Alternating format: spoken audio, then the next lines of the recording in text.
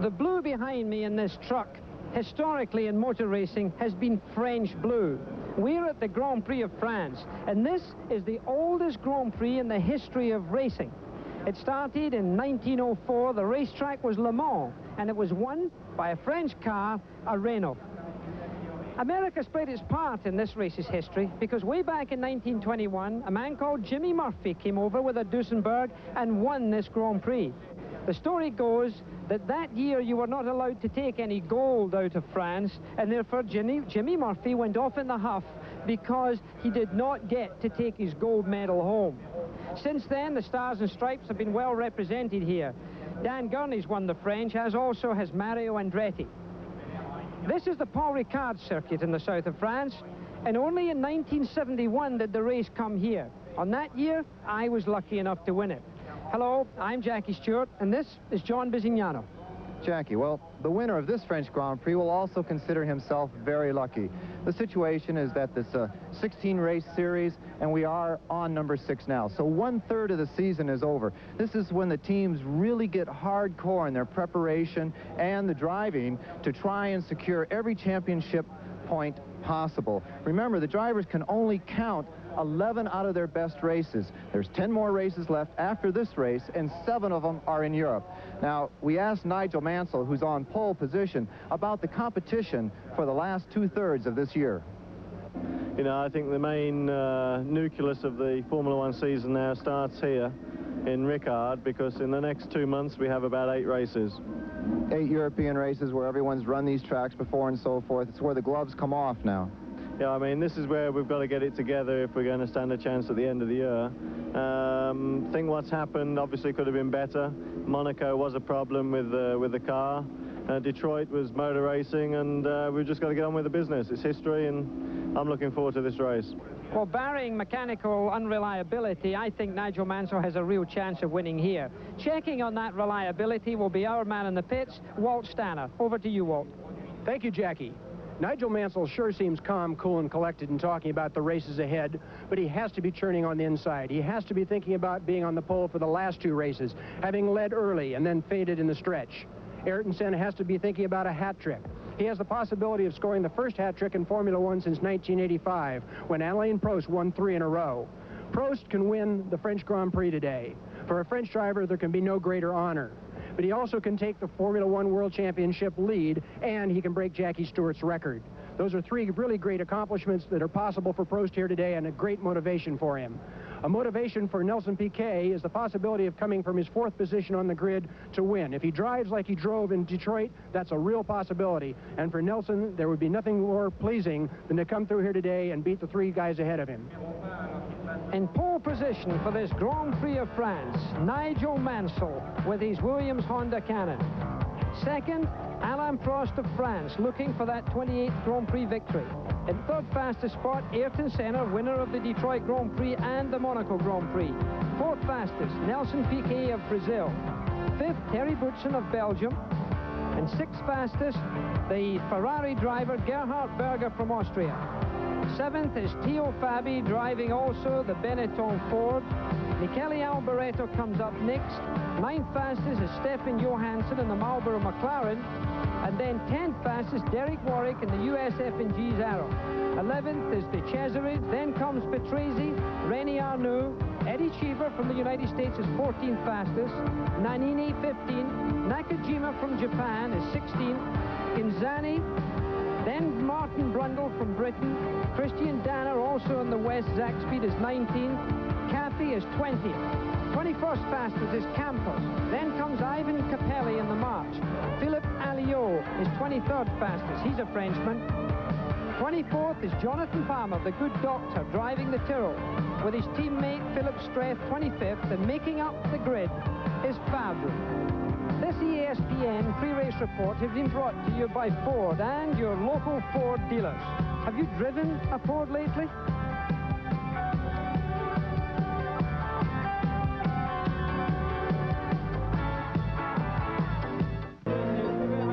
ESPN's coverage of the French Grand Prix is being brought to you by BF Goodrich TA radios, tested tough to make your car perform. And by Quaker State Motor Oil, new Quaker State with QSX keeps your engine cleaner to last longer. And by Acura Legend and Integra, precision crafted automobiles exclusively at your Acura dealer. Well, this is Jackie Stewart and John Bisignano here at the Paul Ricard circuit in the south of France. You can see that the conditions are pretty good, although very, very warm indeed. The track temperature is 127 degrees Fahrenheit with an air temperature, they tell us, of 106. It's also very humid. There's a little bit of cloud around. The sun is not shining as brightly as it was earlier, although there are very heavy shadows in the start grid at the present time. The race will be Well, Jackie, the thing we have to point out is that with those type of outside temperatures, the cockpit temperatures in these Formula One cars can be in excess of 140 miles an hour, 140 degrees. The drivers can lose 6 pounds during this almost 2-hour event. Well, I used to lose 6 pounds, and I'm only a little fella. Some of these big boys nowadays may go up to 8 and 10 pounds. Of course, in the southern stock car trail, you get them losing incredible numbers, but if you get to be the size of good old Buddy Baker, then you can afford maybe 10 pounds. This Paul Ricard circuit, in fact, is quite a character. Here you can see the racetrack, the start-finishing line. It is a clockwise circuit. You go along there and head down towards the first series of corners. This was shortened, this racetrack, because of the accident that happened to Elio De Angelis. So the little squiggles at the left-hand side of your screen is a new part of the track, cutting off a large part, which was very fast indeed. In fact, it was at that part that De Angelis died. The long straight called the Mistral, which is the wind, goes down to the Senior. They get up to speeds of 200 miles an hour there before going through that corner in 6th gear. This is really the corner that sorts out the men from the boys. Yesterday, with 6 of the best journalists in all of the world of Grand Prix racing, voted Ayrton Senna as the man who did that corner best. Then the double right-hander at the bottom there is a little village. Bousset is a village just close by. You go round that corner into a tight left-hander, 2nd to 3rd gear corner. Then you go along a very fast section before coming through the left-hander and back towards a slow hairpin taken in 2nd gear before the start-finishing line. You're looking at the crash helmet there of Nigel Mansell, the man in pole position in this race. He's certainly been very hot recently. He's a man that's driving on form, but's had trouble over the last couple of races. Tremendous form. The problems have been mechanical, unfortunately, and Nigel deserves to not only win here, he really deserved to win the last 2 events. In Monaco, he had some 36-second lead over Ayrton Senna when the car gave up on him, the Williams Honda-powered car. But then also a repeat of the nightmare happened in Detroit, where again in the street circuit he was in a commanding position, pulling away from Ayrton Senna, the man that gives him the greatest competition at every circuit. And once again the car struggled after the pit stop, and he was only able to finish 6th. Well, Mansell was fastest this morning in the morning warm-up, quite often an indication of what's going to happen in a race. This is part of the preparation that Prost quite often dominates. This time he didn't. Prost was only 4th fastest. Mansell was quickest this morning with Piquet 2nd fastest and Senna 3rd fastest. The Honda power showing up in this very fast track that averages a speed of more than 120 miles an hour. In qualifying, they've been doing better than that. This is, of course, the warm-up lap or the pace lap. It's an 80-lap race today. It's usually a fast Grand Prix. It usually gets over in about an hour and a half. It's at La Castellet, which is high above the Mediterranean in a beautiful part of France. I think probably this is becoming one of the nicest Grand Prix to go to. It's not quite as busy and as pressurized as Monaco, yet you still have the Mediterranean.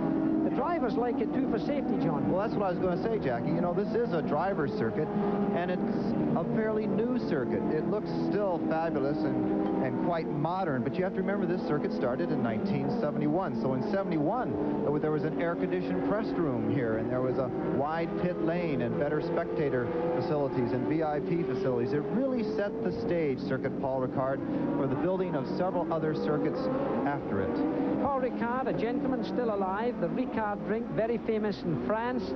He put this up with his own money. He's a great collector of art. He's probably got one of the biggest Salvador Dali collections in the world. He has an island and a museum and all sorts of things down in this part of France.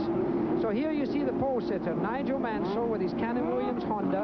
Honda Power certainly showing its strength here on this track. As I said, this morning's warm-up, all three of the fastest cars were, of course, Honda powered. All the cars now have to come to a stop before they, of course, will be waiting for the green light, and you'll see that in one of the corners of your screen. Alain Prost tucked away there, car number 1, you can see, looking for that 28th victory. The green light, they're looking for it now. Wait until the red comes on. When it comes on, within 10 seconds, there will be a start. They're holding them for a long time here, Jackie. Those engines must be getting warm. Off with the green. Ferrari stalled. Looks like a Ferrari stalled. Great start. Everybody's gone over. Wide racetrack was allowing everybody to get a row there. Nigel Mansell seems to be okay with Prost tucked away. They're getting through that first corner. There's always traffic jams in the slow corner. Somebody's nose cone is off. It looked like maybe Brundle's. Certainly a lot of action. One of the Tyrrell cars going over the curb there. Alain Prost's front wing is bent there, Jackie. The left front wing is definitely bent. That is going to be a pit stop for Alain Prost. Well, that seems strange. It seemed that he got through. The sparks coming off, and look, a pass already taking place. Piquet gets himself into second position, going into the Signy. This is the 6th gear corner. The right-hander, Prost is third. Senna is fourth. Nigel Mansell comes round. Really in the lead. Now, he's got to pace himself very carefully. Tire wear is very important. Goodson is into 4th place there. Terry Goodson with the Ford engine Benetton. Mansell has to go very gently indeed if he's going to save his tires, because the big key here is whether they'll go the distance with only one stop for tires. Prost is very good at keeping his tires in good condition, as also is Ayrton Senna with the modern active suspension working on his Benetton car. The end of the first lap is to come through. The Benetton, then Fabi in the other Benetton, then De Cesaris, then Patrese in the Brabham, then Alboreto, then Arnoux comes through, Nannini goes through, then Warwick, then Brundle, then Nakajima, then Hinzani. And missing from that is Berger. It seems that Berger was the man who had the problem on the starting line. It is Gerhard Berger who ran into trouble, and it's he who is missing. Stefan Johansson, Jackie, is in the pits to fix that bent wing. Wolf, do you have Stefan Johansson? Johansson's in the pits. Ron Dennis signaled him to stop, hold it off. They're putting on a new front nose. His left front wing was entirely gone. They're having a little difficulty with the right side getting it fit. Everybody's patiently, no problem. They see him to go out, and he's away. Good pit stop, and an unfortunate one this early. Back up to you, Jackie John. And as we come back, Nigel Mansell still in the lead there. You saw a clip of our on-car camera shot from Nakajima's Camel Lotus, but he's well back, but we'll be able to see more of those pictures hopefully later. Nigel Mansell stretched his lead. Now Nigel has to keep in mind, fuel consumption is something, but tyre wear is even more. Alain Prost is third. Then is Ayrton Senna under pressure from Terry Boutsen now, with Theo Fabi still up there. De Cesaris, as I said, then Patrese comes through, then Alboreto in the Ferrari, then Irene Arnoux, Nannini as well. Quite a string of them coming through. Nakajima's way back, and the Ferrari of Berger is trying to climb his way through the field now after the problem that he had on that starting line. You see the titanium skids as they go along this Mistral straight, 200 miles an hour, very smoothly in there. No time, the car's not, he's using all the road, he's up in the curb. Right up on the curve. That curve they actually use to keep the car on the circuit, coming through there at over 210 miles an hour. They say that all it is a flick of the wheel, but it's a very gentle flick of the wheel. Piquet hounding his teammate Nigel Mansell. Piquet, when these two first joined up, was certainly considered the #1 driver in the Williams team. They claim that both drivers are #1, but certainly Nelson Piquet had the priority over Nigel Mansell. But this year it's been Nigel Mansell's season, and that puts a lot of pressure on the Brazilian. And out of the race with a fire out of the back, it's one of the Brabhams. De Cesaris is out of that. It looks like a bit of a severe fire. He's tried to stop at a fire station, but there was no one getting to him right at the first moments. It's a turbo fire. That's oil coming out. The turbocharger, I fear, has caught fire. He takes his steering wheel off. He unplugs his seat belts. He wanders away as if nothing's happened. Another car at the top end there looks like one of the West cars. He's in trouble too. The car is already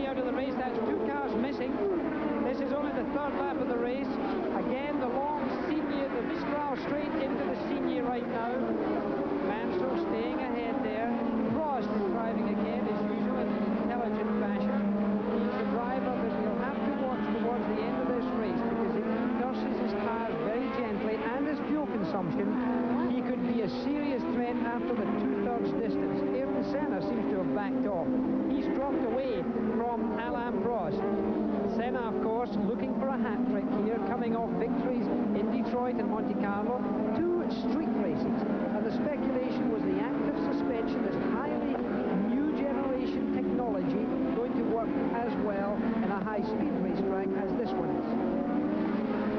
Coming back right to the main straightaway again. They come across the line. The first 3, of course, Williams, the Honda combo up there in 1 and 2, and Prost, the tag that has won the championship the last several years. Well, this is the French Grand Prix. John Bisignano along with Jackie Stewart. We're just at the beginning of the race, and we'll be back for much more.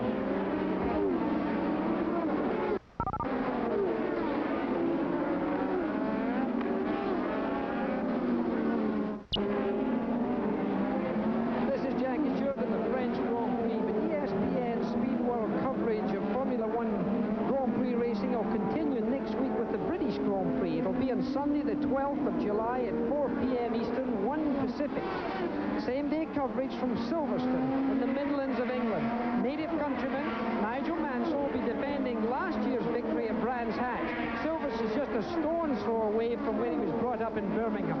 Alain Prost, if he doesn't win here in France, he'll be challenging my all-time winning record of 27 Grand Prix wins at the British Grand Prix at Silverstone. That'll be his next opportunity. So Mansell and Prost are close in the World Championship point standing. That promises to be a very good race indeed. The British always is. This, of course, is the French Grand Prix in the Paul Ricard circuit, tucked away in the south of France. Very beautiful part of the country. This is the big weekend for all of the French to go on holiday. South of France is steaming with people. It's steaming hot. And this is a replay of the start of the race. You can see that there was a lot of business there going on, a lot of contact. Johansson was on the left-hand side, and he seems to have come in contact with the back of I think one of the Brabhams chalked off right there. You can see his wing coming off. It looked like it was Patrese or De Cesaris, his Brabham, just ran over, his right rear wheel ran over the front wing of Stefan Johansson, which brought him into the pits. So that was the first sort of mechanical problem that emerged. No mechanical troubles up front for Nigel Mansell, who's still leading. Nelson Piquet is in second position still. Alain Prost is third, Terry Boutes is fourth, Theo Fabi is fifth. Then there's a long gap. It seems that, of course, De Cesaris went out with a fire. Then comes Patrese, who incidentally, Riccardo Patrese is doing his 150th Grand Prix this weekend.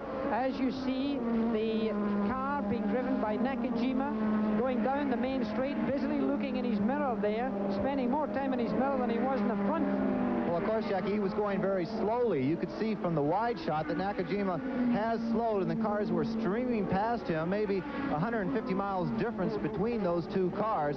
So it looks like Nakajima does have problems on the back straightaway. We should mention Andrea De Cesaris is out with the Brabham. Unfortunate for Andrea De Cesaris. He qualified 11th ahead of his teammate Patrese. Andrea getting into the Brabham team very late this year. And also the car we saw just behind Andrea De Cesaris when he went out was the American Eddie Cheever. So unfortunately, American Eddie Cheever in the USF&G Arrows has gone out very early in the French Grand Prix. Stefan Johansson has made that pit stop, but he is coming up through the grid. Here we have Nakajima. This is somewhat a dangerous situation. Looks like a front tire's flat. His front right tire looks like it's flat. It may just be a puncture, in which case we may well be able to give you continued coverage from his car as he limps back to the pit extremely slowly. Nakajima, here he is again, busily looking in his mirror, as he should be.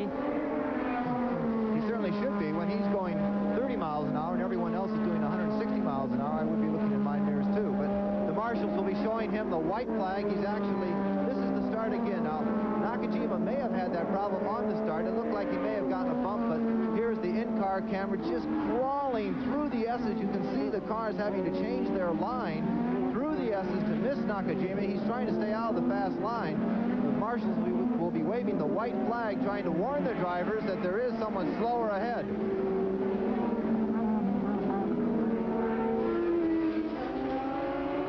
Nakajima, the first Japanese driver to score any points in Formula One earlier in the season, has been a bit slower than the other teammate of his, Ayrton Senna. But Nakajima's job this year is to simply learn and to stay out of trouble, which he's doing very well. So Nakajima is now going extremely slowly, trying to get into the pits themselves. Quite a few cars in the pits. We've had a lot of action today. One of the Ocellas in your pit in the upper left-hand corner. That's the ESPN camera from the grandstand across from the main straightaway here. So this heat will take the tolls on these turbochargers, on the drivers, and on the tires. The secret, of course, at the beginning of this race was that Williams is planning to make 2 pit stops. McLaren wants to get by with 1. Well, the Goodyear people hope that Williams will drive cautiously to get 2 and 1, John. Whether that's going to be the case or not, well, time will only tell. Incidentally, it was Cathy that did come in the Ocello. So the French Grand Prix is fast and furious, and no faster at the moment than Nigel Mansell, cruising around there, obviously driving pretty heavily. The French Grand Prix from Paul Ricard. This is ESPN's coverage, and we'll be back.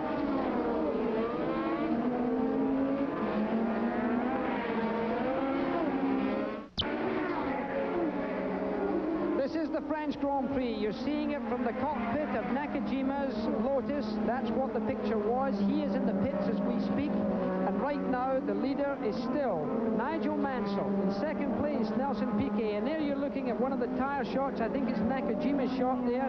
There was a puncture in that tire. It has been changed. Hopefully, he's going back out. So we've got Piquet, Prost, Senna, Boutsen, and Fabi making up those top 6. Now, Walt Stanler's down in the pits. Walt, are you there? We're here looking at the Goodyear tire that came off of Nakajima's car. They've been looking all over, trying to find out why it went down. The whole inside is cut out, but that's probably from running down on the rim. There doesn't seem to be any apparent damage, and there's no blistering. I don't think it's indicative of any problem that's going to show up on everybody else's car, but they're still wondering. They just can't figure out what went wrong.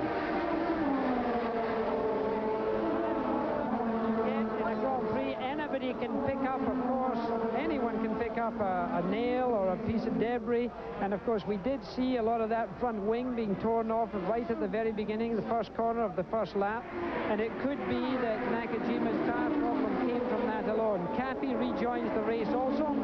Nigel Mansell stays in the lead. As I said, Nelson Piquet is second, Alain Prost is third, Ayrton Senna is fourth, Terry Boutsen fifth, and Fabi is sixth. Both fifth and sixth are, of course, the Ford-engine Benettons.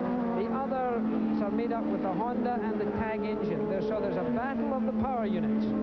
Well, the Ford has done very well this year as far as increasing their power over the last 2 seasons, or season and a half. They actually started 2 years ago at the Monza Grand Prix, the Italian Grand Prix in Monza, and that Ford engine plant has been coming along every race, and this season it has done a fantastic job to keep up with the very heavily developed and a little bit more experienced Honda engineers, especially down this long straightaway here. You see Alain Prost blowing by one of the normally aspirated cars. That's the Lola, driven by Alliot, the Frenchman. The normally aspirated cars even have a greater problem here because we are at about 3,000 feet altitude.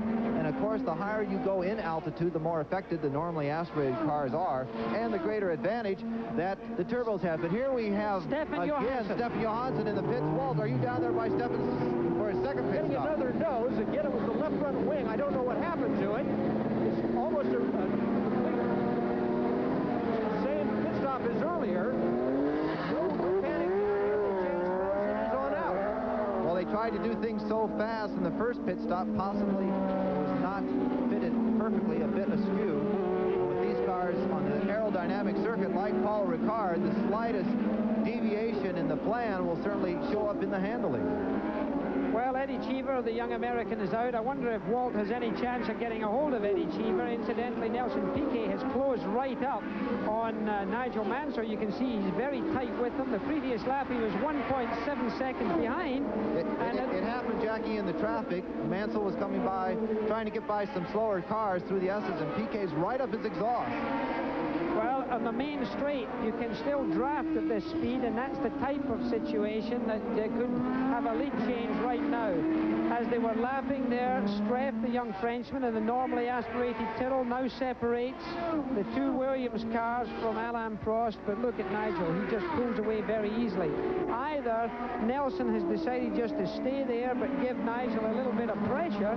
That could be intended, because although they're teammates, both of them are in the run for the World Championship. You can see a totally different line taken by Piquet around that corner. He was much wider, using more room and using much more of the curb on the exit also. Nigel seems to be using a little less road. And look how close that Piquet has once again got in this tight section of the racetrack. I don't know if Nigel feels that he has an advantage down that long straightaway and therefore doesn't have to push quite as hard through the turns, but Piquet certainly is catching him up in the handling section of the course and on the brakes. Let's see what happens at the end of this straightaway. Nigel's already moving over to a generous part of the racetrack, one that he wouldn't normally use, and in fact it's a little tricky that he's not using the conventional line. I must say to you that I do not approve of that. If a driver has to go and do that, I believe he's not doing it correctly. And look what's happened. Alain Prost, while these two drivers have been fooling around with each other, the Professor Prost has just got in within firing distance of both of them. Now there goes Jonathan Palmer being lapped, and the Prost gets stuck behind him going round the scene. That scene's a little village just close to where that corner is situated. Now Prost goes up the inside, and you can see by the end of the straight, Mansell's opened up that gap. But watch it close again as Piquet drives a little harder. Will he be putting a little more pressure onto those very fragile tire temperatures? Well, we'll know that in a few laps, because the first pit stops are about another 5, 6, 7 laps away. They should come in, if they're doing it correctly, they should come in at about 35 laps. If we've got more action in the pits, it looks like a Brabham car. It's surrounded by people. It does look like a blue and white Brabham. Walt, are you down there? Walt Stannard, can you hear me? Okay, Patrese came in on what looked like a routine pit stop. They've checked the rear cover. They were starting to take it off, then they didn't. And now they're just standing around looking. It's just waiting. There doesn't seem to be any particular activity, but it's in the rear of the car that now they're going to send him back on out. And there he gets away finally. Well, that looks like... Engine sounds a little bit flat going out, so that may be indicative of a problem that'll come up later. Well, that did look like a little bit of a casual stop, I must say. It just wasn't a particularly busy stop. And here we come back round to the leaders again. The March car there, the green car, driven by Capelli, normally aspirated, has got himself in the middle of that sandwich. And look where Prost is, right up the exhaust stacks of Nelson Piquet. Prost will just be waiting for someone to make the mildest error here. So Capelli is in the green car. That there is Mansell. He's coming up again a slower car. That's either Christian Danner or it could be Martin Brundle in the West Zaxby. You've got to be careful with the speed of travel here. It is Danner. He's higher in the car than Martin Brundle, the Englishman. The French Grand Prix continues. It's getting very close. It's very hot. We're ESPN, and we'll be right back. So Piquet had a spin out there at the bottom of the pit straight. It looked like... One of the Williams. Was it a Williams? Yes, definitely. Well, in that case, that's a serious situation. It looks... Yes, it could have been. It was, because what's happened is he's only lost one position remarkably. Here is the picture. There's Nigel Mansell. Now Piquet goes straight on. He seems to lock up his rear wheels. First of all, the brake balance. Nelson Piquet made what looked to be an unforced error. That's the type of thing that happened last year at the Grand Prix of Australia, when he again made an error very similar to that. It's either that his head had jumped out of gear, or that the brake balance of the car had suddenly altered and he was getting too many brakes on the rear wheel. What can happen is there is a balance bar inside the cockpit of the car. The driver can turn the knob to give him more brakes in the front or more in the rear. That could do a couple of things since this incident has occurred. One, it can flat your tires, because when you heavily brake and lock up the tires, they go flat. So that's a problem that you could expect to see as Martin Brundle goes into the pits in the West Zaxby. Again, Patrese is in the pits. Not a happy race for him. This is his 150th Grand Prix, incidentally. He had a fantastically big cake in the pits this morning, the most that would have served the whole paddock.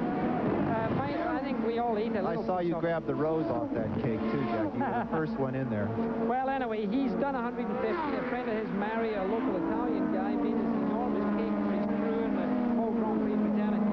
Now, we've got a whole change here. So, we've got the leader still being Nigel Mansell. However, second now is Alain Prost. And third is to think that Nigel is using more tires than Prost. The car is faster, the engine is more powerful, therefore there'll be more friction with the road surface factor, and it is an abrasive surface here at the Ricard circuit. But we could see him having to make 2 pit stops, whereas Prost is scheduled to only make 1. It's up to Nigel as to how coolly he drives it. Piquet, on the other hand, who you see at the top of your picture right now, trying to pass one of the Gittin Ligier cars, and there is Senna, incidentally, followed by Terry Boutsen. Ayrton Senna, at this point, is still in 4th position. Terry Boutsen is 5th. So Piquet did get by Gonzani in that same braking situation. So if it was a brake balance bar, one of the cars off the track with there, a wheel off, missing a right rear wheel, trying to identify. The marshals are standing in front of most of the identification. If we go back to Patrese in the pits, talking about the brakes. The idea is if the brakes are going to lock up, the front brakes should lock before the rear. And what you saw was the smoke coming off those rear brakes, and just like in a passenger car, that will bring the back end around. Jackie, is what you were talking about. The tire temperature here is so important that when Piquet was pushing the car hard like that to get up to his teammate, he certainly could have lost a little bit of the grip out of those rear tires, causing that problem. In addition to which, it creates an imbalance in the tires as well. Because and here's one of the that's one of the cars. Brundle's. Replay. Is that Brundle or is that Danner? It looks Danner. It's tall, no? He was just in the pits. Martin Brundle was just in the pits. They might have put that tire on and not had time or did not do it correctly, and he went back out on the track. This is a bit of a speculation. We don't know if that was a replay or not, but we saw a white car missing that right rear, and then all of a sudden that replay. Let's take a look at that again. Trying to get that up. Here it comes. Yes, it's definitely Martin Brundle. He does sit lower in the car, and bingo, gone. Jackie, that must be one hell of a surprise when you lose one of your corners. I've had 1 or 2 wheels fall off the car, and it's ironic that they always pass you. It's very disconcerting. You can be traveling at high speed, and suddenly this lonesome tire accelerates past you. And you wonder if it's yours or not. Well, exactly. You say, I wonder which fool has lost a tire. And then suddenly you feel this car dropping down in the corner. Remarkably, they handle quite well in 3 wheels. Depending on what direction you're going, what type of corner you're going around. But back in the action at the end of this long Paul Ricard straightaway here. Well, we're into the tight section now, and you can see Prost putting a lot of pressure on Nigel Mansell. Something he does very well. And he's so consistent and he's so smooth. Mansour Ogier, the gentleman from originally Saudi Arabia, who is the tag man, is here this weekend. He's with his private yacht. He's with his American wife, Kathy. They're down here, obviously, cheering Alain Prost on in his home Grand Prix, keep in mind. In this Grand Prix of France, over the last 5 years, there have been 5 different winners. René Arnoux has won, being a Frenchman. Alain Prost, of course, has won this race in the last 5 years. Niki Lauda is the only man who's not here amongst the 5 who, in fact, have won over those last 5 years. Nelson Piquet has won, and then, of course, Nigel Mansell won last year as the defending champion. Walt Stannard's in the pit. Walt? Okay. You want me to go? Riccardo Patrese was in the pits for quite a while here, just sitting.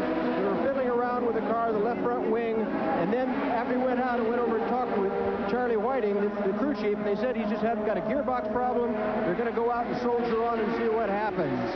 Christian Danner was out running in the West car. He's running okay, but his teammate Martin Brundle came in for a stop to change tires, and I think you're right, Jackie. There was probably a tire not put on correctly, and it came off and passed him. Other than that, it's been pretty quiet down here in the pit so far. Thank you, Walt, as we go back, and it's certainly not quite where Mansell is now. His mirror's being filled with a little Frenchman, a little flog, as we call him.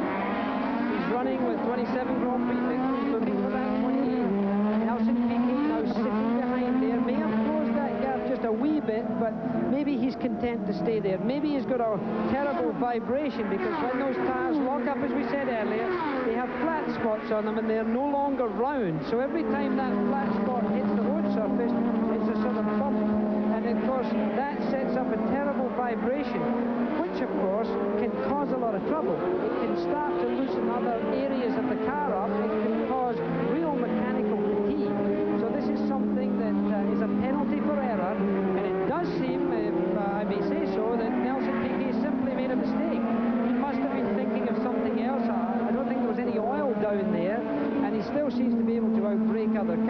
so I can only assume it was brain drain, not brake drain.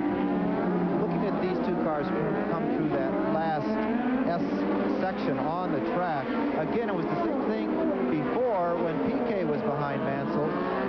Prost is using all the road, up on the curve, using every bit of the road, and Mansell can actually take a less severe line and maintain his lead.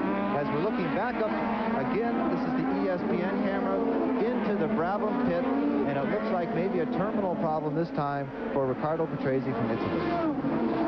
Well, we're here at the French Grand Prix. The weather is hot. It's 106 degrees, 127 on the road surface itself. Patrese is out, and we'll be back. Ghinzani finds himself in the pits with a French car, the Ligier. The top has been taken off. There's obviously a problem that's not just a few seconds of fixing. These are the first three cars: Mansell, Prost, and Piquet. Walt Stanler's down in the pits. Walt, can you hear us? Johansson's back in the pits. His third pit stop. Just to check the left front again. I don't know what's going on there. It was a real quick stop. Real quick stop. And it looked like the wing, and then he went right back out. No tire change. No real problems. Well, maybe, Walt, you can find out what is the problem after that he's left the pit so that we can give the folks an update. At any rate, there doesn't seem to be any big problem up front. The question is, who is going to last longest? Nakajima looks like he's going to be lapped. That's the Japanese driver with the on-car camera. He's giving the corner to the faster cars. He's staying out of the way. He has to stay out of the way of Piquet right now. The Englishman, Nigel Mansell, who's been certainly the fastest driver in the last few Grand Prix, certainly get into that pole position. Again, Nakajima moves over for Piquet to get through. Alain Prost, during that traffic situation, again creeps up. He's very good in traffic. He can anticipate very well. Of course, sometimes you can't stay as close as you would like to stay to the car in front of you because of the amount of air that's being used as turbulence. And incidentally, Nakajima in the Honda-powered Camel car is going into the pits now. He's had a busy time in there. But look how Prost closes up under braking there. This is something we've seen all year long. The brakes on the McLaren are carbon fiber, made out of carbon fiber, with 2 calipers per disc. A lot of the cars do have carbon fiber discs. We're in the Lotus pit with Nakajima. They seem to be changing. Well, he has a wing in his hand. Again, maybe Nakajima touched somebody or something, or a curve. They've certainly had a lot of troubles with the front ends of both the Camel Lotus of Nakajima and the number 2 car, that of Stefan Johansson, the Marlboro McLaren. Nakajima has been a little disappointing for me. I expected him to be just a wee bit faster than he has been. This is a circuit I would have expected him to be a little bit more competitive on. He was only 16th fastest in practice, and he has one of the 4 most powerful engines in this race. Exactly. So I really think that he's having to stretch himself a bit too far. You can see the Marlboro McLaren pit board there getting ready to display itself. The mechanic out there showing Alain Prost the information that he needs. Laps to go, his lap time probably. The gap, of course, you can see to Nigel Mansell, so that's little importance to him. Any further information, he can always get back on the radio and ask for whatever he needs. Great service from the pits. McLaren will bring around about 32 people to this Grand Prix of France. It really is a bit of an army in there. Christian Danner has pulled off the racetrack. It looks like a mechanical problem because the engine looks like it's pushing out a little bit of heat at the back there. Christian driving it across the gravel here as Ghinzani. Is that Ghinzani? It is. He's getting out of the car. That's the Ligier car that he was driving, the young Italian racing driver. And there's another man getting out of his car. And Alboreto, incidentally, has also gone into the pits in his Ferrari. You have the picture of the pit scene there. Lap 28. I think this may well be a scheduled pit stop. Walt, are you down there? Okay. Alboreto came in very clean. Quick stop. He went right back out. No apparent problems. Okay, so that looks like a tire stop, as we said it might be. The faster cars were hoping to hold on to about 35 laps. That now That is looks... lap 29, Jackie, so we're right on schedule. 35 laps is still 4 laps away, and it's a grazing surface, and the towards the end of the race. So Nigel Mansell, I think, hopefully now can do the race with one stop. If it were going to be a two-stop race, frankly, Alain Prost was going to run away with it. The other man out of the picture now, still obviously well positioned, but still in fourth place is Ayrton Senna. And he is way back. He dropped quite a long distance down. Now, Alain Prost is really the man of the moment as far as my eyes are concerned. And John Visignano had the opportunity earlier this weekend to talk to Alain Prost and to see what Alain felt about going to this French Grand Prix. I think what is fantastic for me and with me is I can win almost every race. And it's very good to know that each time I start the race, I can win it. And I think this time at Ricard, I still can win. I mean, I'm second today and very close from Mansell. I could not expect that, so I think the car will be very competitive on Sunday. It's no problem. Well, Alain Prost, while he was speaking, Nelson Piquet has come into the Brits. Here he is, wiping off his own visor, doing a wheel change. More wiping for him, the mechanic keeping him up to that. We don't have a clock running on that pit stop, but it looked to me like about an 11-second pit stop. So he's the first runner to come in of the lead cars for the scheduled tyre change.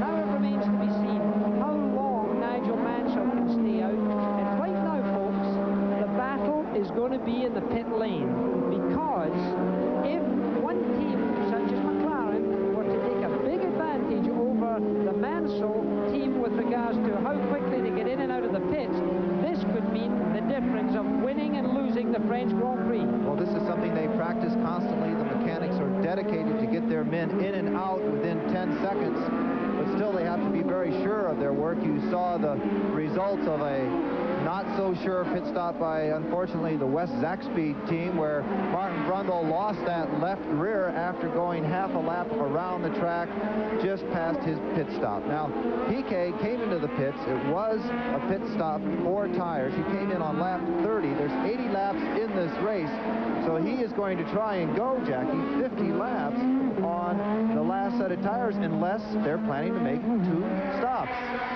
The reason for that, of course, is that the fuel load is going down, so therefore the car gets lighter, it uses less tires. We're at the French Grand Prix. Let's wait and see what happens, because we're coming back.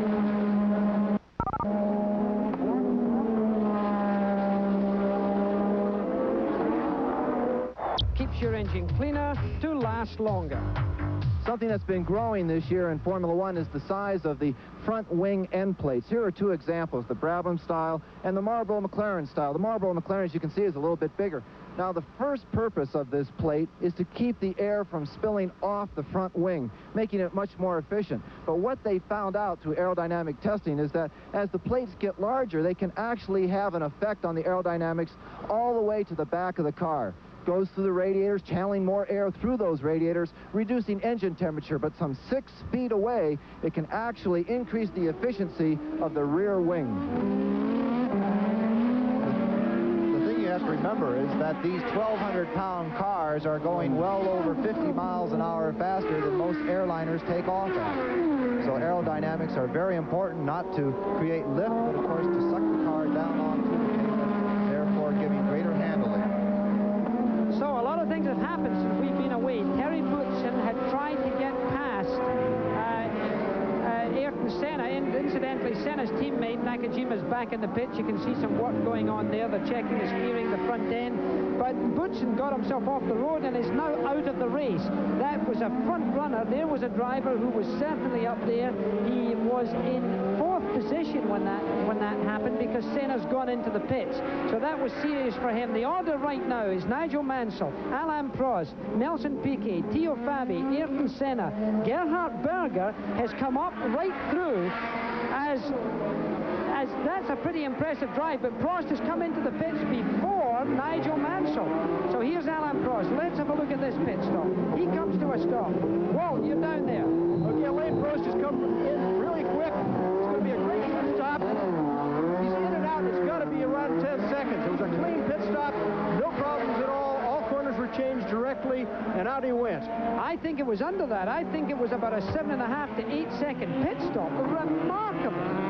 He's really got himself right out there. Look what he's done. He's come out behind Nelson Piquet.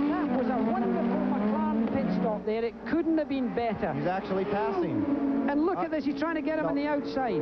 Piquet is going around Stefan Johansson, but it was unbelievable pit stop for Prost. He only lost one position during the entire pit stop. Well, this could be the outcome of this race. Now, the Williams pit are going to be under incredible pressure because Prost came into the pit at the right speed as Renier Lewis in the pit. It looks like his bodywork's been taken off as well. Remember, Canzani, his own teammate, had the same thing happen to him, and when they took that bodywork off, he had to step out of the car, and it was the end of the day for him. So the story now is, can Nigel Mansell, who is still coming Mansell into in the pits, Jackie. Let's see. Walt, are you down Get there? a watch on this one. Okay, Mansell came in for tires. It looks like a routine stop. They're taking a little bit longer. It's a little bit less. Hands up and gets back out of the pits. Longer than Prost, no problems. He, however, has lost a piece of his front bodywork. It looks like a brake duct from the left front. They're checking it over now and talking about it. Doesn't look like there's any great concern, though. Now, behind us, we've got Johansson in now for a tire stop. We're turning around. It looks routine. They're moving as quickly as for Prost. No problems. Again, they're checking the left front. No, he's going back up. He's got a problem with the brake duct. They're checking the suspension to see if there's a problem with there. You got to remember that was the left front of the car that he had the accident early on in the race. Now they send him back out. No apparent problems. A slower stop than Prost by quite a bit, but a clean stop yet. Back up to you. Well, it does seem to, in my stopwatch, it looked like he was about 3 seconds longer. Alain Prost took about 3 seconds longer in the pits than Nigel Mansell. That will be the big question. Now, the temptation, of course, for any driver with new rubber on is to see how fast he can go to make up that gap. And if he spoils his tires by trying too hard, that could affect the closing laps of the race. Pit stops are certainly the concern of every team. Bobby has also been in the pits, so in the last 5 laps, we have had the first 6 cars in the pits, and the person who won the pit stop race, of course, in my estimation, was Prost. It was a lightning-fast pit stop. He went in and out, only losing 1 position, which is absolutely a great credit to that McLaren crew run by Ron Dennis of England. Well, it looks like Renier Arnoux reason for retirement so far is a cracked exhaust system, and with the turbochargers now again, if that exhaust system cracks, you can have a loss of pressure, and that means a great loss of power. So here we see the battle up front. Alain Prost tucked away there, looking like he's got it under control. Whether he has or he hasn't is yet to be seen. Again, it will still be a race on tires. It will still be a question of who is most consistent, who is smoothest, and who can put on the best show. Nelson Piquet from Brazil, very mature driver, the type of driver that is, of course, leading the race right now because of the pit stops. Prost is second, Mansell is right up his stacks, and Mansell's making an effort to pass, and he's going to do it under braking. Nakajima's in there. Is it going to involve everybody? Nakajima moves over. Oh, that could have been a little tricky. Time, Piquet got himself a nice clean line. That's Piquet you see pulling out there. Mansell's now got himself into second place. Has he taken too much out of his tires even in that lap and a half? Because if he has got the temperatures up, the tires go off. Goodyear make those tires to run at a specific temperature. It might interest you to know about tire pressures just for a moment. You see these big white tires? They heat them up with tire blankets nowadays. But could you believe there's only about 18 pounds of pressure in the front tires and 16 pounds in the back as another Ferrari comes in? Walt, are you there? Great. Gerhard Berger came in on a routine tire stop. It wasn't tremendously quick stop, but it was a clean stop. He's going back. He was really quick coming in, really quick going out, and the Ferrari guys did a great job, but it was a little bit slow. Well, the Ferrari team have been quite famous for their pit stops over the years, actually, because they used to have a lot of practice in endurance racing, sports car racing, the Le Mans, the Sebrings of this world, even Daytona, and Ferrari got very practiced at it. To bring up one point, if a brake duct was lost on Mansell's car during the pit stop, and if they're not concerned about it, I'm a little surprised, because down this long straightaway, those brake ducts cool these carbon fiber discs that are red hot, actually glowing, almost transparent. product is going to go away during a pit stop, which we have been reported that it has, you're going to have one brake much more warm than the other brake, and the car will be pulling to the right or to the left. Well, let's wait and see. As Philip Streff gets ahead right now, the normally aspirated engine. We're normally aspirated. We're at the French Grand Prix. We'll be back for more.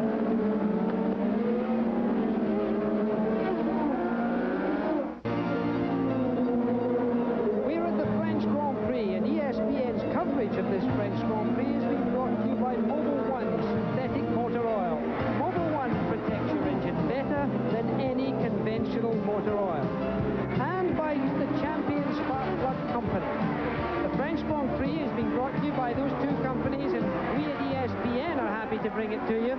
Alain Prost, the reigning world champion, stalking Nelson Piquet, as he is also stalking Nigel Mansell in second place. Right now he's right up behind Theo Fabi in the Ford-powered Benetton car. Fabi's teammate, Terry Boutsen, went off the road as we look at a rather dejected René Arnoux sitting in the French Ligier car, sponsored by a large cigarette company that every Frenchman seems to have at the end of his lips. It's also sponsored by Lotto, which is the National French Lottery. So they are heavily sponsored by France, and I'm sure that they want to get the car back into the French Grand Prix, no matter how long it takes to finish. Much of this crowd here is French, of course, and they want to run that blue French car in front of the home fans. You see the radio antenna there sticking up right in front of the eyes of Alain Prost. To a lot of people that might seem to be disconcerting, as it also is to Piquet. Oh, and Walt Stannard, incidentally, is down in the pits with a man called Martin Brundle, who had an eventful day, Walt. Martin, you had a bit of a fright out there. Hey, Walt. You had a bit of a fright out there. Yeah, we've had a bit of a difficult day, but we had a pit stop, and unfortunately the right rear wheel has come off. We don't know why. Either it's a stress with the wheel being redone up again, or it wasn't put on properly in the first place. We have to find out afterwards with a post-mortem. When did you realize the wheel had come off? Before or after it passed you? It felt initially like a drive shaft had broken. When the back end of the car drops down, you realise it's something a bit more terminal than that. Not that a drive shaft broken is not terminal.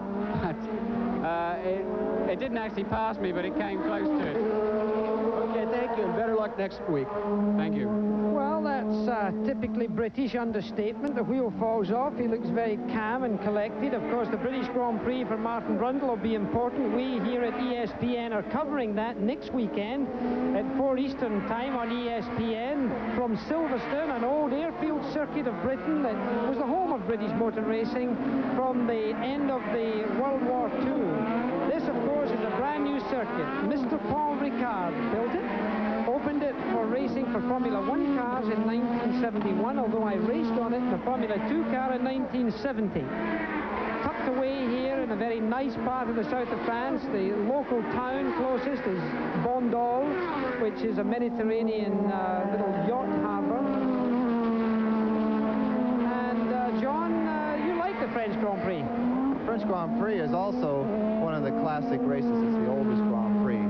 And during this week, we asked all the international drivers here the question of the week, which is if they were not a driver and a team owner or manager, Nelson Piquet, if you were not a Formula 1 driver, but a Formula 1 team manager or owner, who would you have as your number one driver?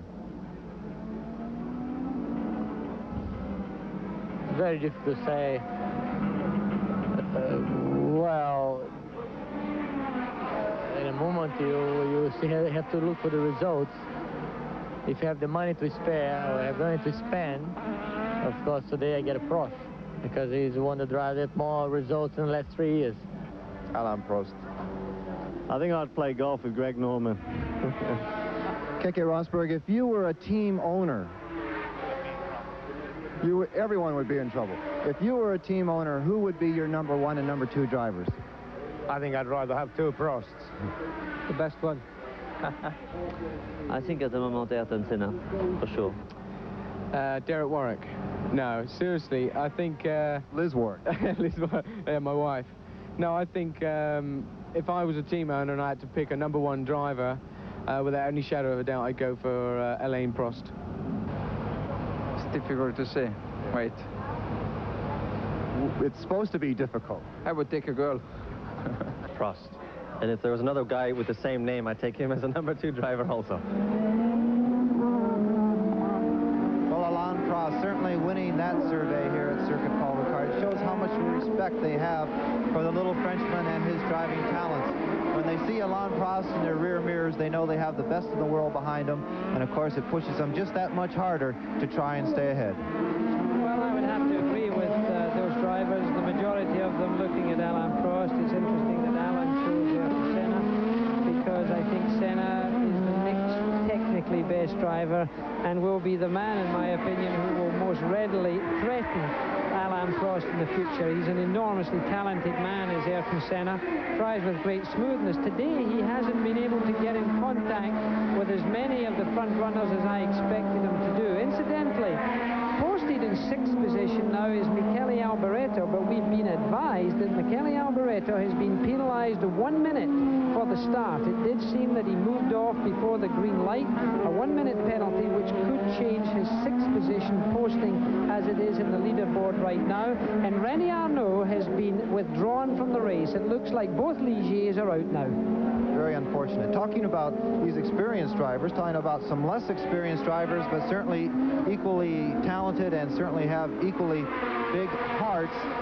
Damien Hill, son of the great Graham Hill, won his first British Formula 3 race last weekend, and someone named Paul Stewart from Switzerland, a close relative to that of Jackie Stewart, was leading a Formula Ford race in Donington and happened to spin, Jackie. You must talk with Paul about that. Well, my son was racing at Donington. He got pole position, his first ever pole position, a Formula Ford race. He made a poor start, got himself up to 4th position, then to 2nd position. Lo and behold, got himself into the lead, looked in the mirror, saw his mirrors full of cars, took shock and spun off, I fear. But, of course, Graham Hill's son, Damon, getting his first major Formula... And look, there's a lead change. There's Nigel Mansell has tucked in front of Nelson Piquet, and Nigel Mansell of Britain has now taken the lead of the French Grand Prix. He, incidentally, all the race has been going round that one corner, that double right-hander, in a different line than everyone else. Now, here's a replay of this. This is not the corner we're speaking of. This is another situation where Nannini was getting past Capelli there in a very uncharacteristic fashion. Now, here is the replay. Piquet's in front. Look how wide he goes, and he's been wide all weekend round there, although in this particular occasion, I fear he did make a mistake. This is the one weakness I have looking at Nelson Piquet's driving. Occasionally, he'll have what I call brain phase. He went much too wide there and allowed an opening for Nigel Mansell, and Nigel is an aggressive driver, and he did the right thing. He charged in. Sometimes where angels would fear to tread might Nigel walk, but in this particular case, there was no danger to him. He snookered, what I would call snookered, put Piquet behind the black ball and allowed him no way of retaliating, and now, of course, Nigel Mansell leads this French Grand Prix. Let's go back to tyre thoughts, though, because if those tyres have been over-warmed up, overheated, this could still play a part at the end of the race. Don't count out Alain Prost, because that little man has been saving his tyres, as may also be Ayrton Senna saving his tyres, although he's a little bit out of touch. Well, Ayrton Senna is someone who had to learn control on the racetrack. I think sometimes it might not be brave, Jackie, as much as it is Brazilian emotion. Both drivers, there's his Frank Williams, the leader of the Williams team. Unfortunately, he was crippled in a road accident only about 10 miles from this circuit during testing some year and 4 months ago. Made tremendous recovery. We thought we lost Frank a couple times right after the accident. And a very brave man and a man of great endurance to get back in the wheelchair. He now has good movement in his upper arms, and we hope that the recovery will continue. Well, I hope so too. It doesn't seem very likely, they tell us, but nevertheless, Frank has got great spirit, and he's a great manager of people. He's motivated this team to win the World Championship of Constructors last year. He did well to do that, and that victory, all the mechanics said, was down to Frank Williams himself. Well, we're at the French Grand Prix. It's bright sunshine. It's very warm. It's close to 100 degrees out here. The leader is Nigel Mansell from Britain, driving the Canon Williams Honda. In second place, the car you see almost tripping into the picture from time to time from Brazil is Nelson Piquet and another Canon Williams Honda. Then comes the Marlboro McLaren of Alain Prost, followed by quite a gap to Ayrton Senna of Brazil. Gerhard Berger is behind Ayrton Senna. Then comes Michele Alboreto, although that may change because of a 1-minute penalty. In in 8th position is Theo Fabi. And 9th position, Derek Warwick in the USF&G Arrows. And then Ivan Capelli is up in 10th position with Dr. Jonathan Palmer, with the normally aspirated Tyrrell battling with Capelli because both of those cars do not have a turbo. Nigel Mansell certainly doesn't seem to be having any problems with his brakes. He went by his teammate under braking, and he also went by the Ferrari. He was lapping under braking, so that brake disc may be perfectly all right. There you see the Williams pit again, sponsored by Denim. That's the aftershave company. Sponsorship mostly comes out of the Italian international budget. But we have seen the same shot so many times this year. Nigel Mansell out there leading the Grand Prix after Grand Prix and still not being able to get the car to the bloody finish line in that first position. Well, the mastermind behind it all, that was Frank Williams, you saw there sitting in his wheelchair, being in radio contact with the rest of his team, knowing what's happened. There's a Marlboro McLaren steaming along there. That was Johansson, in fact. So the French Grand Prix continues in hot and sunny conditions. Nigel Mansell is leading. Piquet is second. His own teammate, and we'll be back. The little Japanese men there, many of them looking at their computer readout from the car. As the car goes round the circuit, it's transmitting messages back to the pits. They can tell the mixture, richness or leanness of the engine, whether they can afford more turbo boost, whether they can instruct the driver to play with that turbo boost. And that is the difference between what Honda are doing right now in Grand Prix racing to every other manufacturer. They are spending incredible sums of money. One of the other things they're doing, incidentally, is sending those Honda mechanics back and forward across between Japan and Europe and the rest of the Grand Prix races. They keep them about 3 or 4 months, give them experience, and then send them home again. Now, we see Nigel Mansell and Nelson Piquet in the lead. We see Alain Prost coming out of the corner in the background there. But let me tell you who's out of the race. Eddie Cheevers is out with the USF&G Arrow. Then Martin Brundle went out with the West Zaxby. De Cesaris went out with a fire. We saw that in our ESPN coverage early on in the race. Patrese, his teammate in the Olivetti Brabham, he's out also. Cathy is out. Christian Danner is out also in the other West Zaxby car. Ginzani is out. Kenny Boutsen with the Ford Dr. Wood, actually. And Rennie Arnoux is also out of this French Grand Prix. The heat is definitely taking its toll here at Circuit Paul Ricard. These last 20 or 30 laps, you'll be seeing the drivers becoming very physically tired. You see 2 tubes out of the driver's helmet. One is an oxygen tube in case of fire that feeds oxygen into the driver's helmet. The other is a drink tube. Medical air, in fact, John, because oxygen burns. And this is a big controversy that's going on at the present time in racing, because they are trying to stop oxygen being used because it feeds fire. So medical air, in fact, is rather important. The tube going right in the center of the driver's helmet is a drink tube. As we said earlier, they can lose between 6 and 9 pounds during a race this hot. And they suck the water through this drink tube. Some of these drink tubes are actually a mechanical fuel pump, quite an exotic thing. And we have actually seen that driver from Brazil, someone who should be very attuned to hot weather, Nelson Piquet, collapse on the winner's stand. And also Nigel Mansell at the British Grand Prix, which he won last year in the T car, which was not equipped with the drink tube. He fainted on the winner's stand. And then again at the Detroit Grand Prix, he got cramp in his leg. In fact, it was going 15 seconds a lap slower from lap to lap sometimes because of fatigue. Nigel Mansell is a strong man, and yet he does seem to tire quite easily. The Brazilian the French Grand Prix, and we'll be back.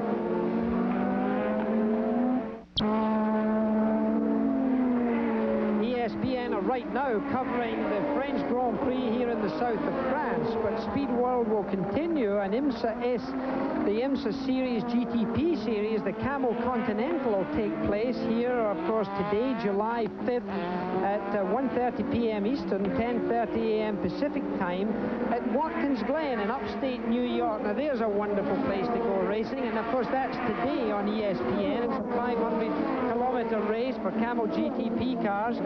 They can be the fastest and most expensive race cars in the IMSA Series, and under many conditions, the fastest race cars in the world, in fact. BMW was the overall victor last year at the Glen, one of the most traditional road courses in racing, certainly in the United States of America. It's a 3.4-mile track, and it's got 11 corners on it. Many a time have I been there, and a lot of the top drivers from all over the world have raced at the Glen. Top drivers this weekend include Davy Jones, who set a one-lap speed record at the Glen last year at an average speed of 124 miles an hour. That's on ESPN today, July the 5th, 1:30 Eastern, 10:30 Pacific, remember. Up in the Glen, lovely part of the world. I'd love if a Grand Prix were to go back up there again. Let's try and work out now who's the top six, John. Thank you, Jackie. We have Nigel Mansell from Great Britain leading the French Grand Prix, followed by Nelson Piquet from Brazil, but closing right up his exhaust, again on the brakes and in the handling part of the circuit. Alain Prost seems to have fallen back a little bit, driving the Marlboro McLaren. Ayrton Senna in the yellow Camel-sponsored Lotus, also powered by Honda, has gone right back in 4th place. Berger in Ferrari, and Alboreto in the Ferrari is in 6th. That's the top 6, but we don't know about that 1-minute penalty that Alboreto is supposedly to have from the start. That could drop him all the way to 8th or 9th, which would put Bobby in his 6th place with Derek Warwick in 7th. So the lead here, the battle certainly continues. Piquet is not getting any rest. Now, it does seem to me a little foolish for both of those drivers to be driving quite as aggressively and as hard as they are. They're just hammering one another to death, Jack. Not only that, but they're hammering the tires to death. And the car. Prost is now a considerable distance back. He's about 13 seconds behind the leader right now. Prost looks like about 13 seconds behind, and that is a long way for those two drivers to be racing each other. The Williams team must surely be giving them orders, and I hope, for goodness sake, that they're not burning these tires up and will have to come in for another pit stop, because if they have to do that, even if the pit stop was done in 8 seconds, that doesn't account for the slowing down process of going into the pit lane and the acceleration out of the pit lane. We've been told, incidentally, that the penalty of 1 minute to Alboreto is now official, given by the governing body of motorsport, so it looks like Alboreto's 6th place is probably no longer in vogue, and that brings up Theo Fabi with the Ford engine Benetton car. The United Colors of Benetton have got itself into 6th position, that we think. Well, there are 57 laps completed by the leader in this 80-lap race, so they certainly still have a distance to go. And we hate to keep beating on this point, but in this heat, once those tires go off, it's very, very difficult to have the adhesion left in them that they need to keep someone like Alain Prost from making up that 13 seconds in all but a few laps, and he is the best at calculating those type of things. I have to think he's sitting back there, let these two beat each other to death, let them beat their cars to death, let them overheat their tires, and I'm going to be there at the end. Well, I have to say that could well be the formula. This, of course, he's looking, remember, Alain Prost in 3rd position behind those two cars there, looking, and that's not him, incidentally, in the picture. That's Stefan Johansson in the picture there in the number 2 car. So don't get confused. There is Nakajima, but there is Alain Prost, the 2nd car in your picture. There's the man who's lying in 3rd place, so you can gauge how far behind he is. The one pit stop, believe me, would wipe that advantage clean off the board, and it's all down to tires. One of the things I was speaking of when we were interrupted about tires was the tire pressures. You think those tire pressures should be quite high. They're only 18 pounds in the front and 16 pounds in the back. And you would think that with a bigger tire, if you're a layman, well, there would be more pressure in the bigger tire. But no, of course. The higher pressure is in the smaller tire. Just the same as a bicycle, for example, might have 110 pounds of pressure in it, whereas a big racing tire like this, even when it's hot, would only have about 18 pounds. Goodyear, and Lee Gogg is the man who looks after Goodyear's racing activities right on the field over here, is saying he's been having a little bit of trouble with some of the established teams, particularly Ferrari, who do not pressure their tires correctly every time. Goodyear in the past have always serviced that side of it, but since they're servicing the entire field of cars here, they can't have everybody go around checking every tire pressure, so they leave that responsibility to the team people. And they've been pressuring their tires sometimes 4 and 5 pounds above the recommended pressure. That changes the handling characteristics of a race car considerably. If you did it to your own tires in your own road car, it would be wrong also. This is Piquet trying to make a move, and you know, Nigel again is using the road to stop Piquet from getting past. That means that these boys are racing, and I have to believe that the pit would have to say, doucement, just take your time if you're in France. But of course, keep in mind that the World Championship points are at stake here, and Nelson Piquet, after all, is fighting with Nigel Mansell for the World Championship points. Piquet has got 18 points, and Nigel Mansell has got 12 points. So the difference between first and second here, apart from a victory, could be important in the championship at the end of the year. Well, the other great competition, I think you'll back this up, Jackie, is that there's no more greater competition than between the two drivers within a same team. Yes, Frank Williams and everyone with Frank Williams says there is no #1 driver, but still it's the guy with the most points and the fastest driver that might just get that little bit of edge. And Nelson Piquet does not like to be thought of as #2 to anyone, especially his teammate Nigel Mansell. Well, I would have to believe that Mansell Ogier and Ron Dennis of the Marlboro McLaren team are sitting back smiling at the moment watching this performance. We'll be coming back.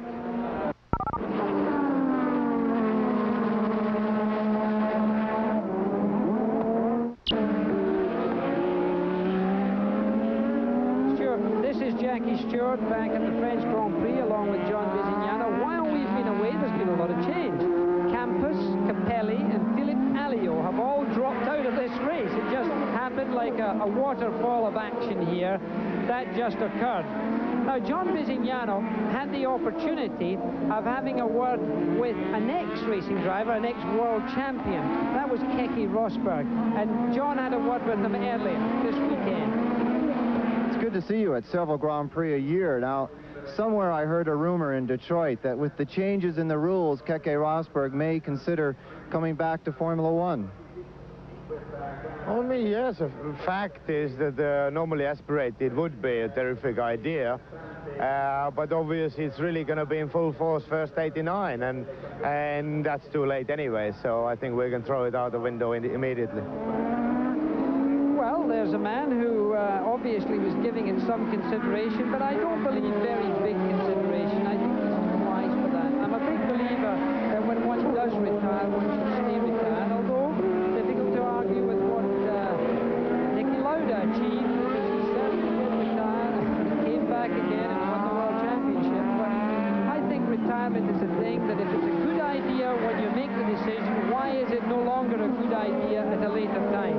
There seemed to be a peculiar difference in line, just as I was speaking there, between the two Williams cars.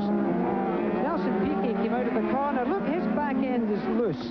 Nelson Piquet is losing the rear end adhesion. The back end, the tires are going off on Nelson Piquet's car, I would think. Other than that, it could be tire pressure. Maybe he's picked up a little a nail, because he has dropped back, and the car was unstable. Of course, if he lost 2 or 3 pounds of pressure from that rear tire, which after all is only pressured to 16 pounds when hot, that's a big percentage drop. And if that happened, certainly there would be an effect. Now, clearly, he has dropped from Nigel Mansell's tail, but that is a wise move for an experienced driver. Don't go and try and drive a car too hard when you're not sure what's wrong with it. Give yourself a breather. Well, he may be trying to cool those tires down to make a charge on Nigel. sometimes under heavy braking, you can see Nigel's front tires beginning to go back and forth in front of the car. But we have Piquet actually coming into the pits now, so it has to be a problem that he thinks is seriousness enough to come in and have it checked by his crew. It's a long way down to his pit, right at the very exit of the pit lane. They are in the number 2 pit. Walt, can you see what the action is down there? Yes, Piquet's in for a normal tire stop, but his engine is stopped. They're getting the starter inserted. They're trying to turn it over. Now it's off away. Unfortunate. It's stalled. No particular reason why it's stalled. It's a clean stop otherwise. And he's back on out. Well, 1 down, 1 to go. That's what the Marlboro McLaren pit must be surely saying to themselves now. Mansell Ogier and Ron Dennis are sitting here on the radio to Prost, telling him what's going on. Again, if an engine stops while in the pits, I have to say it's the driver's responsibility to allow it to stop. He's got to keep pedaling the accelerator pedal, keeping the revs up, and by stopping that engine, he was darned lucky, if you don't mind me saying so, having a hot engine like that restart so easily. It could have been much longer, but he's thrown away now all opportunity to win this Grand Prix by that additional pit stop and by the extra time. So that was that. Derek Warwick, incidentally, has also been in the pits in the USF&G Arrows. He's still in there. We'll be back at the French Grand Prix.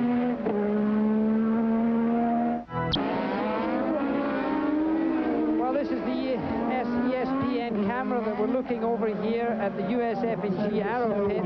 Derek Warwick came in just as we went to commercial there. The car looked like it had caught fire for 1 minute. It seems to have been put out, but the car is still very much in the pits. So Derek Warwick, it looks like it may be being wheeled away, I'm afraid. Alain Prost, there's the man sitting in second position, and there in fact is the USF&G Arrow car with the Megatron engine being pushed back into the garage. It's basically a BMW engine put together by Heine Mader in Switzerland, just down the road from where I live, actually. Heine lives about, I'd say 1 kilometer, less than a mile from me, and in fact it used to be Joe Bonnier's mechanic. As Nigel Mansell, or is that Nelson Piquet? It's so difficult nowadays. Nelson Piquet going around Stefan Johansson. No, going around Prost. Prost is going slowly. Prost has slowed. Alain Prost is backed off the power. Something is strange. Is he coming to the pits because Piquet certainly bombed past him, or did he just let him go? But that is a pass for second place, because Piquet went back out, and look at this pass here. It did seem that Alain either was a little bit asleep, and I can't believe that the little frog would fall asleep. Not in the middle of the French Grand Prix, but he did not go into the pits. He's gone past our position here, and with a good deal of speed. Well, Piquet, on the other hand, must be going like a rocket ship to the moon, because he really did pass him at the extraordinary difference of speed. Of course, he's on the fresh tires, and that would show up in a corner exactly like that, so he does have a bit of an advantage, and also we had Al Barretto out. Well, this means now that the McLaren situation that I was suggesting might be better than the track would suggest is maybe not too good, because now the Williams team have a position of prominence, because Nigel Mansell's still out there. That's the USF&G car, by the way, being carefully extinguished in every area just in case the fire gets tempted to come back. But it now does seem that Nigel Mansell, who's of course is comfortably in the lead, but the head was nodding around there again. I don't like to see a driver with his head going. Now down in the pits, Walt Stanner's got Derek Warwick. Derek, you were having a good run, but then you came in and it looked like you had a fire. Well, yeah, I mean, we're obviously looking good there for the points. And from about when I stopped for tires, I had a boost regulator problem, and I was running too much boost. And then at the end there, we think that either the regulator's broke or the boost is back, or the turbo has failed. Well, it must be really disappointing. You've had some bad luck before this season, and now you had a good run building up, and then you came to this. I think disappointed might be an understatement. I could use a lot worse words than disappointment. I'm sorry about that. Thank you, Derek. Okay, thanks so much. Well, Derek Warwick, who's been racing of one kind and another since he's been 12 years of age, kart racing, that's to say go-kart racing, again, a cool man under difficult conditions. He was lying 8th when he dropped out. Nelson Piquet still fighting his way back to get in contact with Nigel Mansell, as our French television camera gives us a wide shot there of very little. We're at the French Grand Prix. Beautiful blue skies.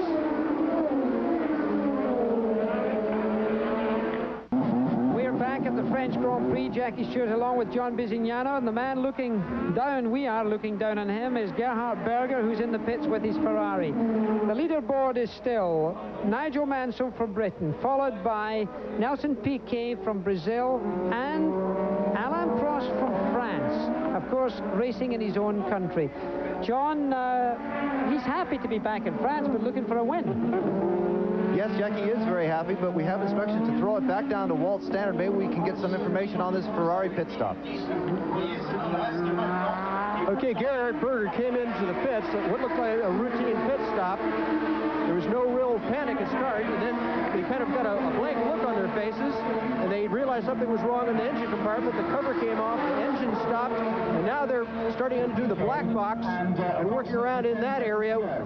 We'll try and find out what happened, but Gerhard's still in the cockpit, and it looks like he's waiting to see the fix to see if he can go back out. Well, thank you, Walt. What I was going to say is that there's an awful lot of pressure on a French driver in the French Grand Prix. We were trying to get our interview with Alain Prost as usual, and it took about 2.5 to 3 hours for the little frog, as you call him, Jackie, to come up to our ESPN crew.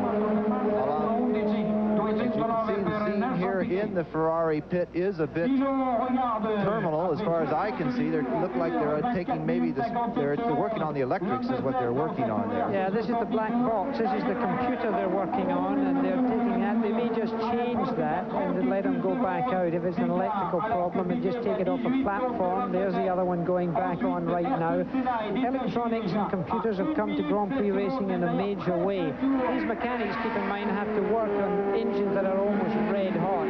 The pace, however, is red hot out in front, as Nigel Mansell still leads this race comfortably. He's got himself a very healthy lead right now from Nelson Piquet. It was around about a 20-second gap back to 17 seconds now, so he's caught up 3 seconds in about 2 laps. So it's down to a 16.147 officially, the gap between Nigel Mansell and Nelson Piquet. Walt Stannard is still in the pits. Walt, what do you have for us? Okay, Gerhard Berger came in for a pit stop. He detected a problem. Turned out to be the electronic engine management system.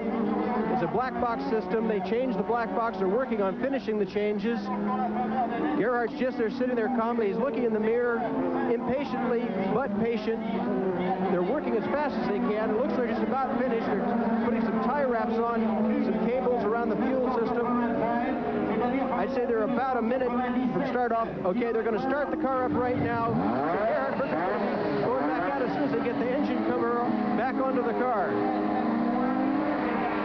Well, that looks like Gerhard Berger certainly out of the leaderboard. That certainly looks after him. Piquet is catching by about a second a lap Nigel Mansell, the man you're looking at in the screen right now. But there's only about 7 laps left in this French Grand Prix, and I don't think there's enough road left for Piquet, even in the feverish way that he can drive, as Gerhard Berger rejoins this race, as Nigel Mansell in the meantime passes Nakajima. And Ayrton Senna is back there. It looks like Senna's been lapped. Is that possible, that Ayrton Senna is now a lap behind Nigel Mansell? Isn't that an amazing thing? So there, the pace of Nigel Mansell has been horrific, to say the least, in this French Grand Prix. If he wins this race, he could be the first back-to-back winner since Mario Andretti won this Grand Prix in 1977 and 1978. So that's something that he would like to do very much. And then, of course, he would be heading into his own Grand Prix in Britain when he was the British Grand Prix champion of 1987. So, 86 rather. So that could also be the opportunity of a back-to-back. Well, nothing would please him more. He is a driver that was first first of all found for a testing contract by the late and great Colin Chapman of Team Lotus. He did a very good job for Lotus for several years, but was always a bit in the shadow of the #1 drivers as Piquet goes by one of the normally aspirated AGS cars, driven by Pascal, a Frenchman, Fabre, left in this French Grand Prix.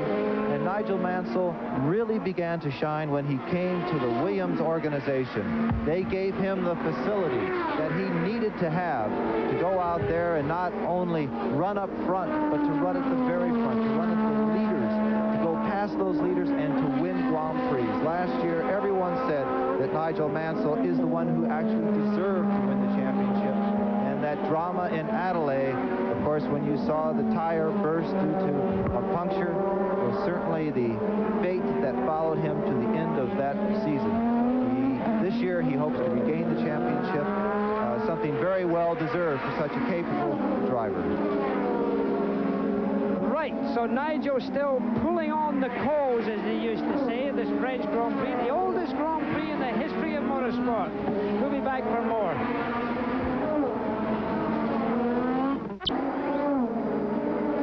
This is ESPN's coverage of the Grand Prix of France. Jackie Stewart along with John Bisignano. Our leaderboard right now is Nigel Mansell leading this French Grand Prix. In second position we have Nelson Piquet of Brazil. In third place we have Mr. Alain Prost of France. And there you see Nigel Mansell's pit board, 12.7 seconds ahead, no, 13.9 seconds ahead. 12.7 is his lap time, 1 minute 12.7 with only 2 laps to go in this Grand Prix of France, heading himself towards winning the oldest Grand Prix in the history of the sport. Cars out of this race so far, it's been a very safe race. There's been few incidents, only spin-outs really, but nobody injured. There is Stefan Johansson, incidentally. It looks like he's in trouble. He's pulling off the racetrack right in front here of the start-finishing line. He's going to be credited with a lap. It could be that he's out of fuel.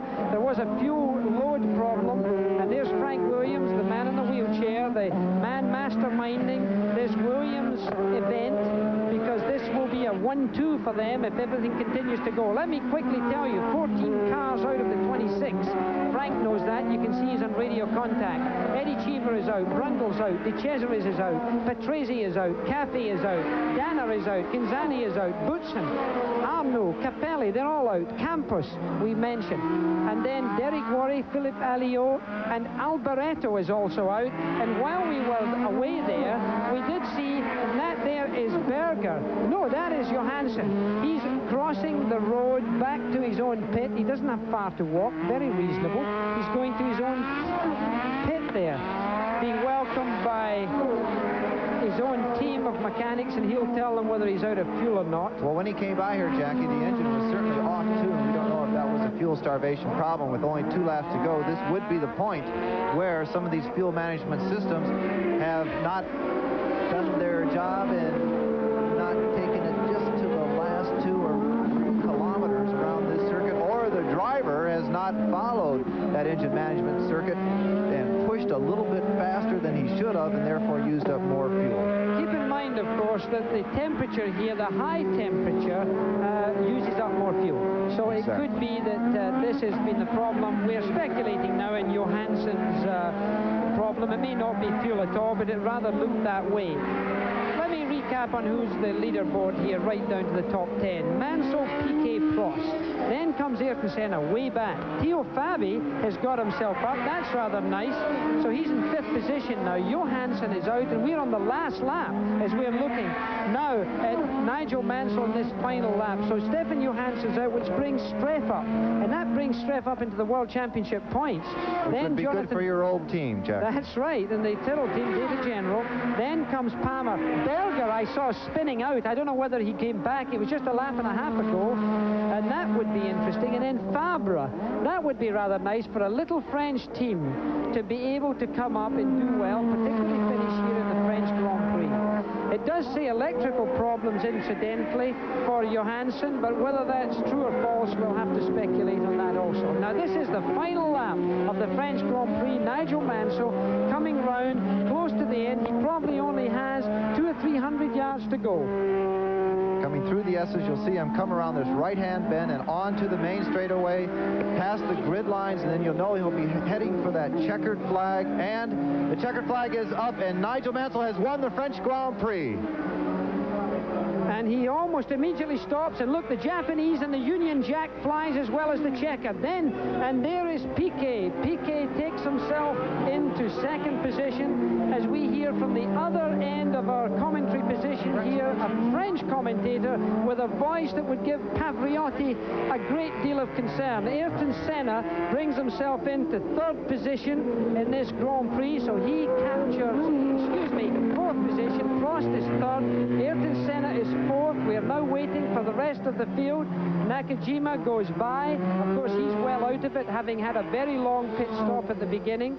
Nakajima, who has come from Japan without any previous Formula One experience other than that of testing. I'm a little bit of doubt of what's going on. Here comes Prost, but of course he is a lap ahead of Senna. He's a lap ahead. So Alain Prost confirms his third place. He doesn't win his 28th Grand Prix. I hope he does this quickly. I'm on tenterhooks. I've been waiting now for several Grand Prix for this young man to beat my record. It now is being left to the British Grand Prix, and I hope he does it there because I'm taking a vacation after that, and I won't be doing Germany or Austria, and I'd hate to miss this great happening. So the race is over here in France. We've got a lot more to talk about. Look at these two cars going round in unison, and Walt Stanner is with the great man himself, Frank Williams. Frank, two disappointing races with Nigel, and now he comes through. It's got to make you really happy. Well, it's very satisfying for an Englishman to see another Englishman win the French Grand Prix. That makes it a little bit sweeter, huh? Oh, very much. We're going to enjoy this for the next 7 days till the next Grand Prix. What do you think? A French driver is then going to come back and have revenge in Silverstone? Well, that wretched Frenchman is just a fantastic driver. He could crucify anybody any of the time, so we've got to try our best to not let him. Were you concerned about the battle that seemed to be going on between Nelson and Nigel at the start? I mean, they were really seemed to be using each other up. You know, did that give you a moment of concern? Not really. I mean, we've got the 2 of the 4 best drivers in the world at the moment. They've got to race. They have to race each other. They have to. Thank you very much, Frank, and hope to see you next week in Silverstone. Thank you very much, Frank. Well, that Frank Williams certainly is an Englishman. I would have rather said that Mansell was British, but never mind. So we'll be back to give you the World Championship standings. We'll try and give you Constructors' standing as well here after this French Grand Prix, and we'll give you a rundown on what went on.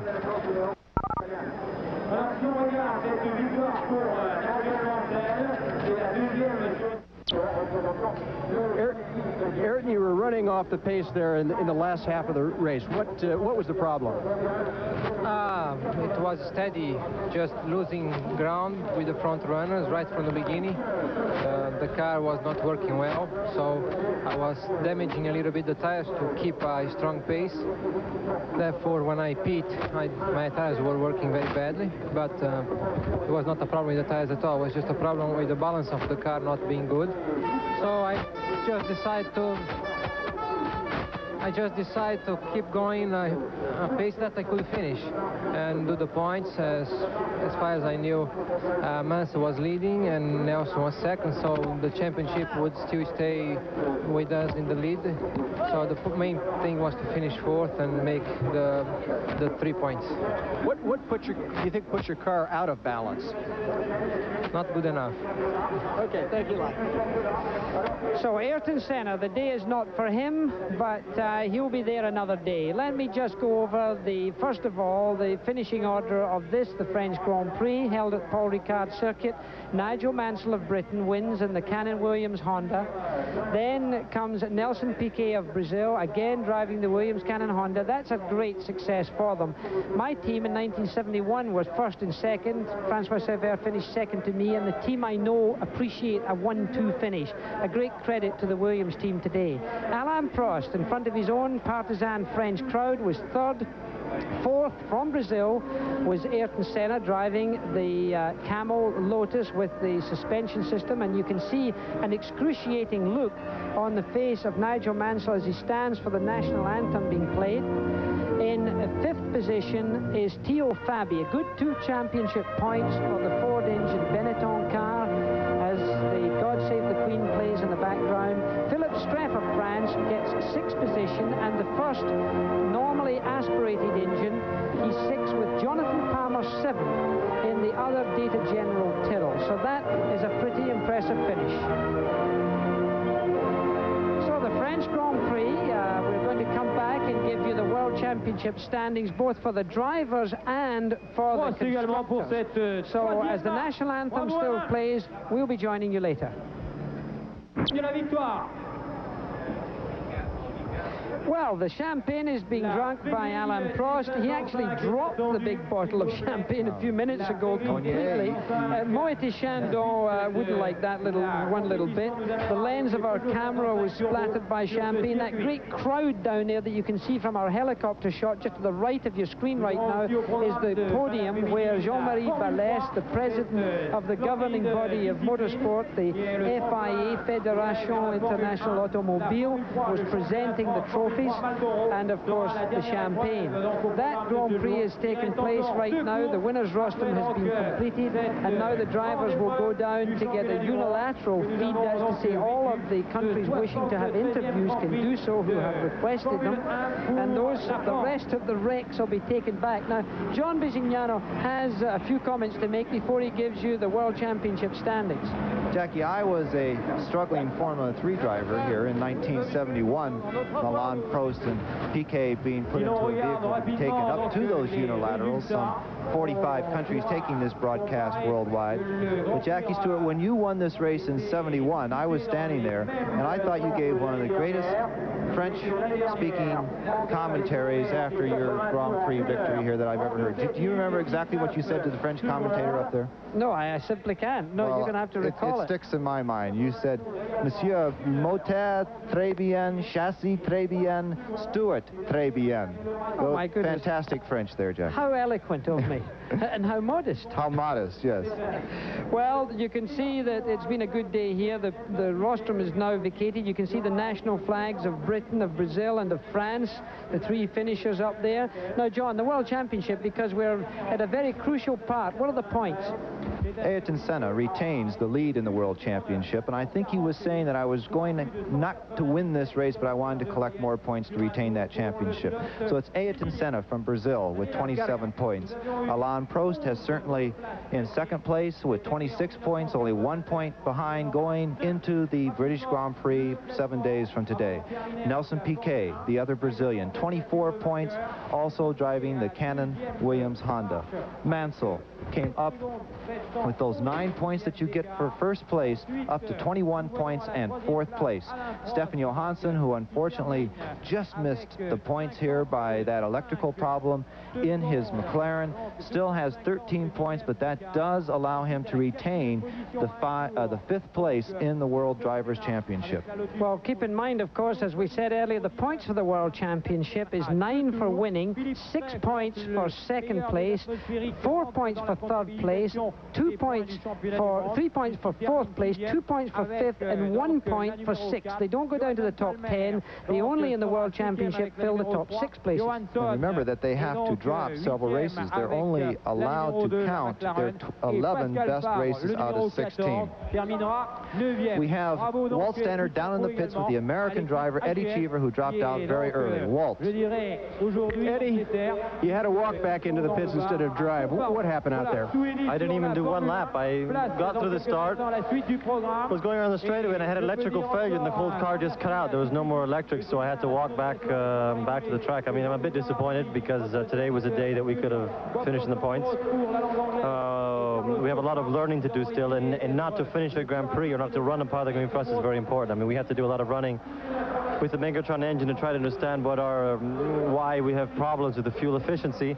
We're working in the right direction, but today could have been an important day, apart from the fact that we could have got some points as the race went on, but we could have learned a lot. Well, the Arrows team has come a long way in just, not even a year. How do you credit that? Is it the Megatron engines, or what is the secret? What has made the difference over the last year? I think there are lots of different components that are very important. I mean, with USF&G's backing, we managed through Megatron to have a BMW engine, which is not the best of the engines, but it's an engine that we can work upon. With Ross Brawn and his team of designers, they come up with a car that works so well, and with Derek and I, we have enough experience to make sure that the car will develop in the right direction. But from this point going on, the next step is the difficult step. I mean, everybody's quite happy when we do race like we did in Detroit and Monte Carlo, but there's more to racing, I think, than just doing the one-off good race. And we have a series of problems. The highest on our list is fuel efficiency. And I mean, we know that problem exists, and it's logical the problem is there because the engine we have is the same BMW engine that has not been developed for 6 years. So, I always thought Lafitte. Do you have a special relationship with Jacques Lafitte? Could you tell us about that a little bit? No, he's a frog. I think, is that enough to say he's a frog? Okay, thank you, Eddie. Thank you, bye-bye. Well, an amusing Eddie Cheever, an amusing Walt Stannard, and a very amusing Jacques Lafitte, who incidentally is still recovering from the horrific accident that he had at the British Grand Prix last year. And of course, that'll be the next Grand Prix that we will go to with ESPN, which is next weekend, the 12th of July. And we'll see that, of course, as I said, on your coverage, continuing coverage of Grand Prix racing. We'll be back in just a moment.